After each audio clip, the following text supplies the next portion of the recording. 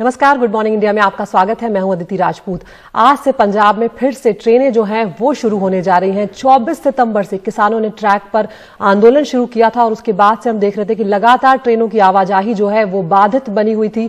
पंजाब में 1 अक्टूबर से बंद ट्रेनें आज से चलने लगी हैं। अब 17 ट्रेनें चली हैं, जिसमें 8 ट्रेनें पंजाब की हैं, 9 ट्रेनें जम्मू कटरा हैं और इसके अलावा भी कुछ ट्रेनें हैं। पंजाब में किसान आंदोलन के कारण सभी ट्रेनें बंद कर दी गई थी और पंजाब के किसान कृषि कानून का लगातार विरोध कर रहे हैं। राज्य सरकार के आश्वासन के बाद ट्रैक से हट गए हैं किसान। कुछ और दिनों का वक्त दिया है किसानों ने सरकार को और मान रहे हैं किसान, उम्मीद कर रहे हैं कि किसानों की बात जो है, किसानों की मांगे जो है वो सरकार सुनेगी। हम रुक कर रहे हैं हमारे सहयोगी मोहम्मद गजाली का, जो हमारे साथ जुड़ गए हैं पंजाब से। गजाली, यहां पर हम देख रहे हैं कि 40,000 करोड़ के नुकसान की बात जो है वो ट्रेनों के न चलने से बताई जा रही है और अब जब ट्रेनें चलना शुरू हो गई हैं, किस तरह की इस वक्त दिक्कतें जो हैं वो पेश आ रही हैं? क्योंकि पिछले दिनों काफी परेशानियां जो हैं वो लोगों ने झेली हैं, लेकिन ये भी हम जानते हैं कि किसानों का आंदोलन अभी थमा नहीं है, सिर्फ कुछ दिनों के लिए उन्होंने रोका है उसे। जी देखिए, किसानों ने जो रेल ट्रैक्स ब्लॉक करने शुरू किए थे वो 24 सितंबर से अमृतसर जिले के देवीदासपुरा रेलवे ट्रैक पर शुरू किया था, देवीदासपुरा नाम के गांव से। उसके बाद जितनी 30 किसान जथेबंदियां हैं या जो फार्मर्स यूनियन है 30, जो हमेशा सरकार से लगातार बातचीत कर रही हैं, उनके नुमाइंदों ने ये अनाउंस किया था पब्लिकली कि 1 अक्टूबर से पूरे पंजाब में वो ट्रैक्स पे बैठेंगे। तो 1 अक्टूबर से फॉर्मली पंजाब में जितनी भी ट्रेन थी, जम्मू की हों या पंजाब की हों, वो सारी कैंसिल थी। इस बीच किसानों की जो है बातचीत केंद्र सरकार से भी लगातार चलती रही और राज्य सरकार ने भी एक कमेटी बना दी थी मंत्रियों की, जो किसानों को इस बात पे समझा रहा था कि वो रेलवे ट्रैक्स को खाली कर दें। इस बीच जो है दिवाली का त्यौहार आया, दशहरा का त्यौहार आया। राज्य में जो ट्रेडर वर्ग है, जो बिजनेस क्लास है, उन्होंने भी इसके लिए बहुत रिसेंटमेंट शो की थी कि कैसे उनके जो ऑर्डर्स हैं, एक्सपोर्ट और इंपोर्ट्स के ऑर्डर हों या मीडियम और स्मॉल मीडियम स्केल इंडस्ट्रीज हैं, उनकी सप्लाई कैसे हिट हुई है। तो कहीं ना कहीं करीब 40,000 करोड़ का नुकसान जो है, खुद मुख्यमंत्री कैप्टन अमरिंदर सिंह ने किसानों के साथ मीटिंग में ये बात कही, किसानों को समझाया कि कैसे उनके प्रदर्शन और आंदोलन से खुद राज्य को इसका नुकसान हो रहा है, जबकि सेंटर की तरफ से कोई ऐसी बात या सेंटर की तरफ से रवैया नरम नहीं हो रहा है। जिसके बाद से किसानों ने जो है ये डिसाइड किया कि वो रेल ट्रैक से हट जाएंगे। ट्रेन कब चलेगी, कौन सी ट्रेनें चलेंगी, एक पार्शियल रिस्टोरेशन की लिस्ट जो है रेलवेज ने जारी की है, लेकिन ट्रेन आज पंजाब में, आज के दिन अगर बात करें तो आज पंजाब में शायद ही कोई ट्रेन आए, क्योंकि ट्रैक्स की इंस्पेक्शन हो रही है और जो ट्रेन दिल्ली या यूपी से चलने वाली लॉन्ग डिस्टेंस ट्रेन है वो आज दिल्ली या यूपी से चलेंगी, तो हो सकता है कि पंजाब में वो कल पहुंचे। फिलहाल एक किसान यूनियन जिसने सबसे पहले रेल ब्लॉकेट शुरू किया था अमृतसर में, वो अभी भी इस बात पे अड़े हुए हैं कि वो किसी भी यात्री ट्रेन को पंजाब में नहीं आने देंगे। तो जो पार्शियल रेस्टोरेशन ऑर्डर की लिस्ट रेलवेज ने मुहैया कराई है, उसमें अभी भी अमृतसर जाने वाली जितनी ट्रेन्स हैं उसमें से मैक्सिमम ट्रेन्स को कैंसिल रखा गया है। तो अभी रेलवे मंत्री जो हैं पीयूष गोयल, उन्होंने भी सुबह ट्वीट करके ये जानकारी दी है कि हालांकि राज्य सरकार और किसान यूनियन की तरफ से आश्वासन मिल गया है, ट्रेनें चलाएंगे, लेकिन ये शाम तक क्लियर होगा कि कौन सी ट्रेन किस रूट पे पंजाब में एंटर करेगी। बिल्कुल गजाली, यहाँ पर करीब 2,500 के आसपास ट्रेनें जो हैं अब तक नहीं चल रही थी। उससे जो नुकसान हुआ उसकी बात भी आप बताएं, और ट्रेनें बंद होने से सेना तक जो सामान, उनका जरूरी साजो सामान होता है, वो भी नहीं पहुंच पा रहा था। तो कई तरह की दिक्कतें सिर्फ यात्रियों ने नहीं उठाई है, बड़े पैमाने पर इसका नुकसान जो है वो उठाना पड़ा है। जी, सबसे पहले तो अगर सिर्फ पंजाब की बात कर लें तो अलग अलग सेक्टर को जो है इसका बहुत बड़ा नुकसान हुआ है। जैसे सबसे बड़ी दिक्कत का सामना जो करना पड़ा है वो खाद्य आपूर्ति विभाग को करना पड़ा है, क्योंकि पंजाब में जो चावल और गेहूं की पैदावार होती है वो यहाँ के एफसीआई के गोडाउन्स और स्टेट के अपने गोडाउन्स में रखा जाता है और समय समय पर उसको यहाँ से ट्रांसफर किया जाता है ताकि अगली फसल जब आ जाए तो फिर से स्टोरेज के लिए स्पेस मुहैया हो। लेकिन जब से ये ट्रेन बंद थी पिछले 50 से ज्यादा दिनों से, तो वो जो पंजाब के खुद के जो गोडाउन है जहां चावल और गेहूं रखे हुए हैं वो बिल्कुल भरे पड़े थे और फिलहाल जो चावल की खरीद हो रही थी उसको रखने की जगह नहीं थी और कई बार राज्य सरकार ने ये बात किसानों के सामने भी रखी थी। दूसरी सबसे अहम चीज थी कि अभी गेहूं की बिजाई हो रही है, उसको बो रहे हैं किसान, जिसके लिए खुद किसानों को यूरिया की दरकार पेश होती है, उसकी जरूरत होती है। ट्रेन्स के ना आने की वजह से यूरिया की सप्लाई भी हिट हुई थी। इसी तरह जो अगर हम बात करें ड्राई पोर्ट्स की, जो एक्सपोर्ट और इंपोर्ट का काम लुधियाना जैसे बड़े शहर में कई तिजारत करने वाले लोग करते हैं, जो बिजनेस क्लास लोग हैं, उनके ड्राई पोर्ट्स पे कई कंटेनर पड़े हुए थे, क्योंकि आप बड़ी बड़ी गाड़ियां या ट्रेन्स के थ्रू ही ये सामान जाते हैं, वो भी नहीं जा पा रहा था, क्योंकि कई हाईवेज को टोल प्लाजा पे इन्होंने ब्लॉक किया हुआ था। हालांकि गाड़ियों को आने जाने की इजाजत तो दे रहे थे, टोल टैक्स नहीं लग रहा था, जिससे national highway authorities of India को भी कई करोड़ का नुकसान, कई सौ करोड़ का नुकसान पिछले 50 से 60 दिन के बीच में झेलना पड़ा है। फिलहाल किसानों ने ये बात कही है कि ट्रेन और रेलवे ट्रैक्स तो वो छोड़ रहे हैं, लेकिन भाजपा नेताओं के घर के बाहर और जो हाईवेज है, नेशनल हाईवेज, वहां पर उनका विरोध प्रदर्शन बदस्तूर जारी रहेगा। बिल्कुल, बहुत शुक्रिया गजाली इस तमाम जानकारी के लिए। विस्तार से आपने बताया कि किस तरह से दिक्कतें जो आई हैं, सिर्फ किसानों को भी दिक्कतें आई हैं ऐसा नहीं है, बाकी लोग तो परेशान हुए ही हैं, किसान खुद भी परेशान हुए हैं ट्रेनों के न चलने से। और अभी भी किसानों का ये कहना है कि टोल प्लाजा जो हाईवेज हैं उससे वो अभी भी हट नहीं रहे हैं, अपनी मांगों पर वो बने हुए हैं। और 26 और 27 नवंबर को किसान दिल्ली चलो आंदोलन जो है वो भी करने जा रहे हैं, जिसमें देश भर के किसान पंजाब के किसानों के साथ जुड़ने जा रहे हैं। और एक बड़ा आंदोलन इसे बताया जा रहा है कि होने जा रहा है, जो 26 नवंबर को दिल्ली चलो के नाम से होगा। एक ब्रेक के लिए यहां पर रुक रहे हैं।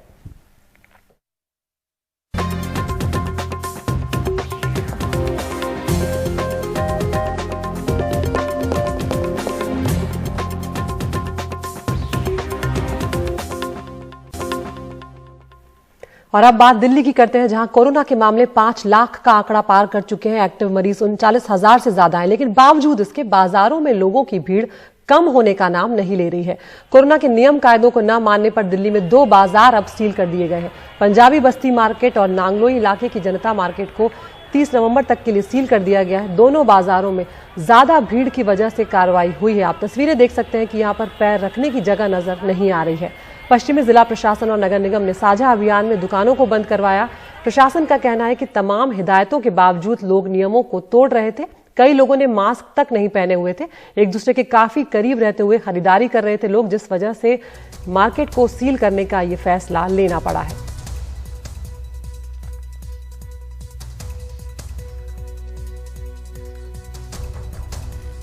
और दिल्ली में अभी भी ऐसे कई बाजार हैं जहां पर बहुत ज्यादा भीड़ आ रही है और शायद सरकार उनके लिए भी सख्त फैसला ले सकती है। लगातार तीसरे दिन दिल्ली में 100 से ज्यादा लोगों की मौत हुई है कोरोना के चलते। बीते 24 घंटों की अगर बात की जाए तो 121 मरीजों ने अपनी जान गंवाई है, वहीं 6,746 नए मामले सामने आए हैं। पॉजिटिविटी रेट 12.29% चल रहा है। पिछले 24 घंटों में 54,000 से ज्यादा टेस्ट हुए हैं। वहीं अगर 24 घंटों में बात की जाए तो 6,154 मरीज ठीक भी हुए हैं। दिल्ली में रिकवरी रेट 90.82% चल रहा है और डेथ रेट की अगर बात करें तो वो करीब 2% है।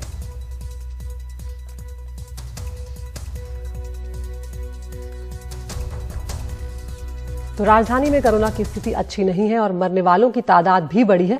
अस्पतालों पर भी इसके चलते बोझ अब बढ़ गया है। मरीज नाजुक हालत में पहुंच रहे हैं। डॉक्टरों और अन्य स्वास्थ्य कर्मियों की कमी भी पेश आ रही है और अब दिल्ली सरकार आश्वासन दे रही है कि अस्पतालों में बेड्स की कमी नहीं होने दी जाएगी।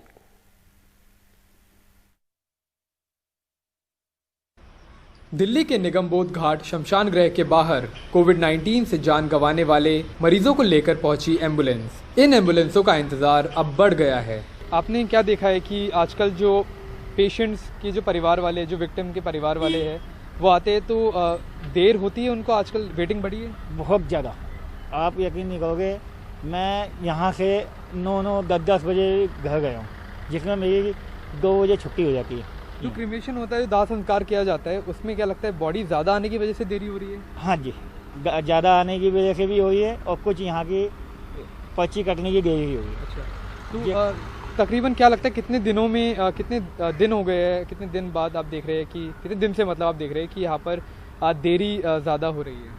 ये कम से कम मैंने अब 5 दिन हुए, 5 दिन से ज़्यादा हुई है, बहुत ज़्यादा। पिछले एक हफ्ते में देश में सबसे ज़्यादा कोरोना केस दिल्ली में सामने आए हैं। दिल्ली के अस्पतालों में आईसीयू बेड्स की भी किल्लत बढ़ गई है। दिल्ली में मामले थोड़े लास्ट 15 दिन की बात करें एक महीने की बात करें तो बड़े हैं और वो कुछ एक जगह स्थिर हैं जो बढ़ के और उससे कम नहीं हो रहे हैं, जबकि देश में स्थिति ये है कि मामले ज़्यादातर जगह कम हो रहे हैं।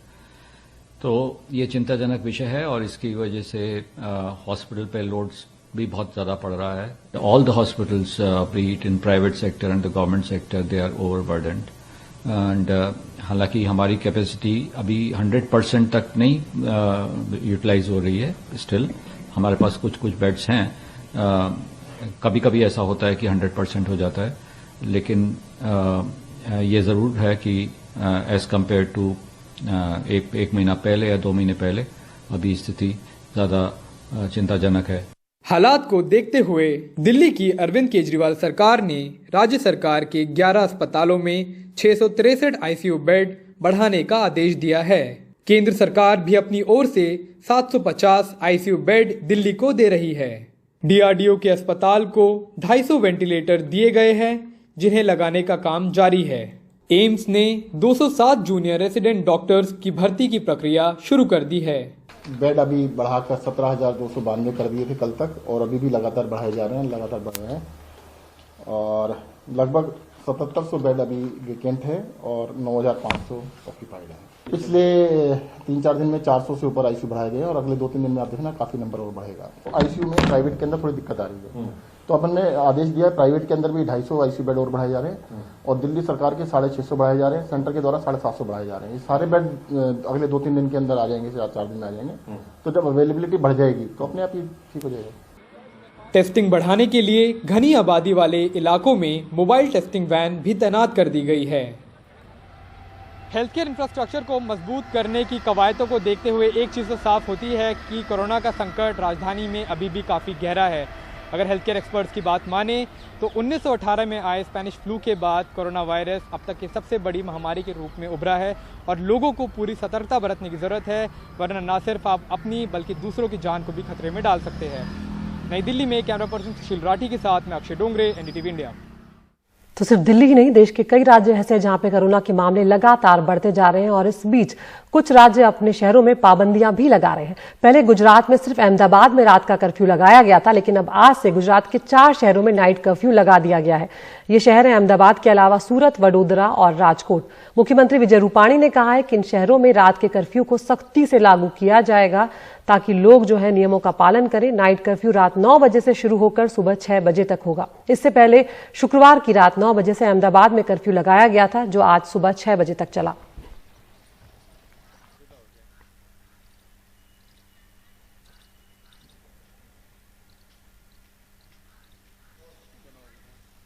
तो कई राज्यों में लगातार हम आपको जानकारी दे रहे हैं कि कोरोना के मामले जो हैं वो बढ़ते जा रहे हैं और इसे देखते हुए कई राज्य सरकारें पाबंदियां भी अब बढ़ाती जा रही हैं। कई राज्यों में फिर से नाइट कर्फ्यू तो लगाया ही गया है, तो वहीं टेस्टिंग भी बढ़ाने की तैयारी हो रही है। अस्पतालों में भी इंतजाम जो है वो बढ़ाए जा रहे हैं। साथ साथ बाजारों के खुलने बंद होने का वक्त भी फिर से तय किया जा रहा है। सर्दी की दस्तक और बढ़ती ठिठुरन के साथ कई राज्यों में कोरोना की बैठ भी बढ़ती जा रही है। राजस्थान, गुजरात और हिमाचल प्रदेश उन राज्यों में से हैं जहां पिछले 24 घंटे में कोरोना संक्रमण में सबसे ज्यादा बढ़ोतरी हुई है। इसे देखते हुए राज्य सरकारें कुछ सख्ती बढ़ा रही हैं। राजस्थान, मध्य प्रदेश और गुजरात सरकार ने कई शहरों में नाइट कर्फ्यू लगा दिया है। शिमला में रविवार के दिन बाजार बंद रखे गए। इसमें हमने आज ये नहीं देखना कि हम क्या कमा रहे हैं, हमने ये देखना भी हम अपनी जान कैसे बचाएं। इसके मध्य जो सरकार ने फैसला लिया है दुकानें बंद करने का, इसके लिए मैं सरकार को प्रोत्साहन करता हूं कि बहुत अच्छा इन्होंने कदम उठाया है। क्लोज करनी हो तो हमेशा क्लोज करें, लॉकडाउन लगाएं, बट संडे ऐसा स्पेशल तो है नहीं कि संडे को कोरोना वार आएगा। जैसे पहले भी संडे को शॉप क्लोज होती थी 12 से 4, वो तो ज़्यादा इफेक्ट है नहीं। और वैसे कोई स्पेशल होता है कि संडे को कोरोना है, कोरोना तो हर रोज ही आए।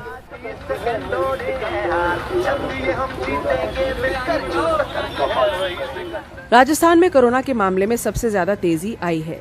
इसे देखते हुए मुख्यमंत्री अशोक गहलोत हर रोज कंट्रोल रूम में समीक्षा बैठकें ले रहे हैं। मुख्यमंत्री अपने ट्वीट्स के जरिए लोगों को सख्ती से दिशा निर्देशों के पालन की भी सलाह दे रहे हैं। राजस्थान में सबसे ज्यादा प्रभावित 8 शहरों में रात 8 बजे से सुबह 6 बजे तक कर्फ्यू रहेगा। इनमें जयपुर और जोधपुर भी शामिल हैं, जहां हर रोज 400 से 500 नए केस सामने आ रहे हैं। हमारे को सीरियस पेशेंटों की स्थिति को ध्यान में रखते हुए नंबर ऑफ बेड चेंज करने पड़ रहे हैं, तो वो हम समय समय के हिसाब से हमारा बदलाव जो भी इम्प्रूवमेंट किया जाए जिससे पब्लिक को किसी तरीके की परेशानी नहीं हो। तो उससे पहले हमारे रूटीन नॉर्मल पेशेंट जो मीडियम कैटेगरी के आते थे उनको थोड़ा बहुत ट्रीटमेंट की जरूरत होती थी, अब ऐसे आते हैं कि एडवांस लेवल के आ रहे हैं, तो हम उसी लेवल का हॉस्पिटल के अंदर मैनेजमेंट सिस्टम चेंज करते जा रहे हैं। जो जो रिक्वायरमेंट बढ़ रहा है उसी हिसाब से हम स्टेप्स को कवर करते जा रहे हैं। उधर मध्य प्रदेश ने मास्क पहनने को लेकर अभियान चलाया है। भोपाल, इंदौर, ग्वालियर, रतलाम और विदिशा जैसे जिलों में नाइट कर्फ्यू लगाया गया है।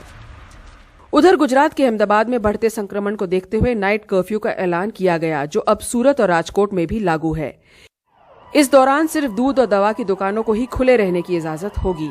वैसे ये शादियों का भी सीजन है। अधिकतर राज्यों ने शादियों के दौरान मेहमानों की तादाद पर अंकुश लगाया है। 100 से ज्यादा मेहमान बुलाने पर पाबंदी है। इसे सख्ती से लागू करने की जरूरत है, क्योंकि जहां भी भीड़ जुट रही है वहां कोरोना तेजी से पैर पसार रहा है। जान रहेगी तो जहां रहेगा। ब्यूरो रिपोर्ट के साथ जयपुर से हर्षा कुमारी सिंह, एनडीटीवी इंडिया। उधर उत्तर प्रदेश और दिल्ली में एक बार फिर ठंडती हुई नजर आ रही है। उत्तर प्रदेश सरकार ने फैसला लिया है कि अब दिल्ली से आने वाले मुसाफिरों का कोरोना टेस्ट करवाया जाएगा। उत्तर प्रदेश के मुख्य सचिव ने बयान देकर कहा है कि फ्लाइट, बस और ट्रेन के जरिए दिल्ली से आने वाले यात्रियों के कोरोना टेस्ट कराए जाएंगे। दरअसल दिल्ली में हम जानते हैं कि लगातार कुछ हफ्तों में कोरोना के जो मामले हैं उनमें तेजी आई है और जिसे देखते हुए उत्तर प्रदेश सरकार पिछले कुछ दिनों से दिल्ली से लगने वाले बॉर्डर पर लोगों को रोककर रैंडम टेस्ट भी करवा रही है।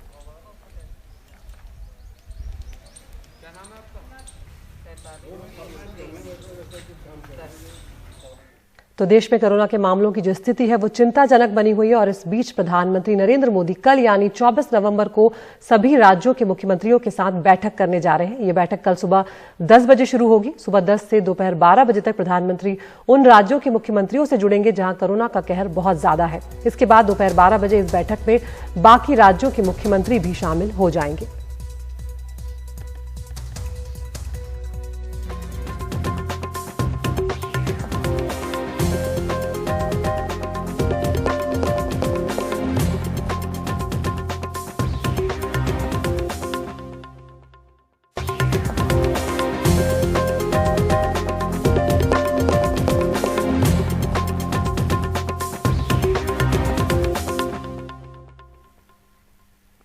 लगातार एक के बाद एक चुनाव हारने के बावजूद कांग्रेस पार्टी का जो नेतृत्व है उसकी आंखें नहीं खुल रही और एक के बाद उनके वरिष्ठ नेता जो हैं वो अब मुखर होते जा रहे हैं। कपिल सिब्बल के बाद कांग्रेस के एक और वरिष्ठ नेता गुलाम नबी आजाद ने पार्टी में जान फूंकने के लिए अपना सुझाव सार्वजनिक तौर पर दिया है।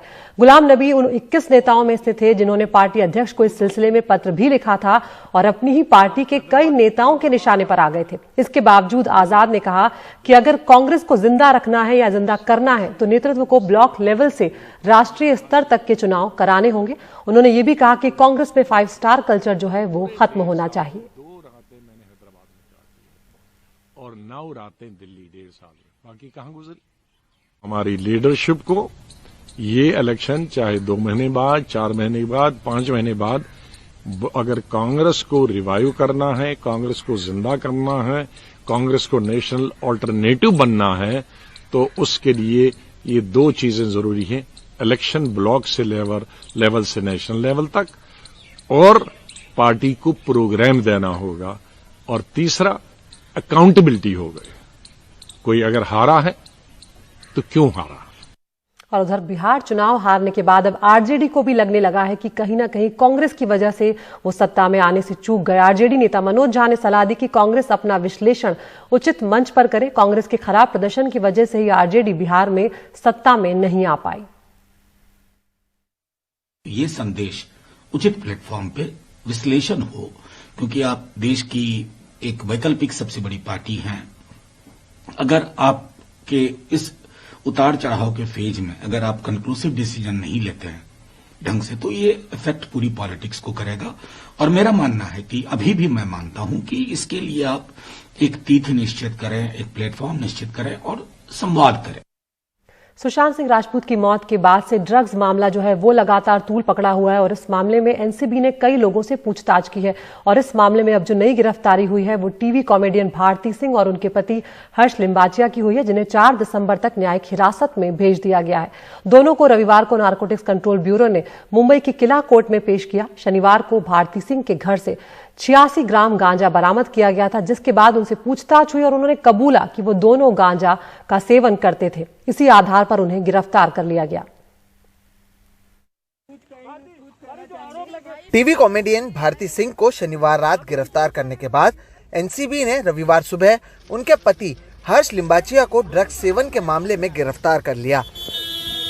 रविवार सुबह दोनों को मेडिकल जांच के बाद अदालत में पेश किया गया। अदालत में एनसीबी की ओर से दलील दी गई कि भारती सिंह के घर से 86 ग्राम गांजा बरामद किया गया। दोनों ने गांजा के सेवन की बात कबूली है। अब तक की जांच में एनसीबी ने पाया कि हर्ष अपने और भारती के लिए गांजा लाता था। एनसीबी अब इस मामले में और भी लोगों के शामिल होने की जांच कर रही है। तो वहीं पेशी के बाद अदालत ने कहा कि बरामद हुए गांजा की मात्रा बहुत कम है। एनसीबी का भी कहना है कि दोनों गांजा सेवन के लिए इस्तेमाल करते थे, इसलिए पुलिस हिरासत की जरूरत नहीं है। दोनों को 4 दिसंबर तक न्यायिक हिरासत में भेजा जाता है। हम लोगों ने बोला कि हमको फर्दर इन्वेस्टिगेशन करना है, इसलिए हमको कस्टडी चाहिए 2 दिन की, लेकिन नहीं मिली। कुछ फाइनेंशियल डीलिंग्स की भी बात, हाँ कुछ फाइनेंशियल डीलिंग किया और जिन्होंने जो परचेस किया उसका पैसा कैसा दिया, क्या दिया, ये सब पूछना था और इसलिए but any how custody is not granted. अदालत की ओर से 14 दिनों की न्यायिक हिरासत में भेजे जाने के बाद जहां भारती और हर्ष लिंबाचिया दोनों ने जमानत की अर्जी दाखिल की है, तो वहीं इसकी सुनवाई सोमवार को की जा सकती है। इसके अलावा एनसीबी ने अदालत में बताया कि मामले में और भी लोगों की जांच की जानी है। तो क्या और भी लोगों को जल्द ही इस मामले में जांच के लिए बुलाया जाता है या नहीं, ये देखना भी अहम होगा। मुंबई से कैमरा पर्सन राजेंद्र दयालकर के साथ सोहित मिश्रा, एनडीटीवी इंडिया।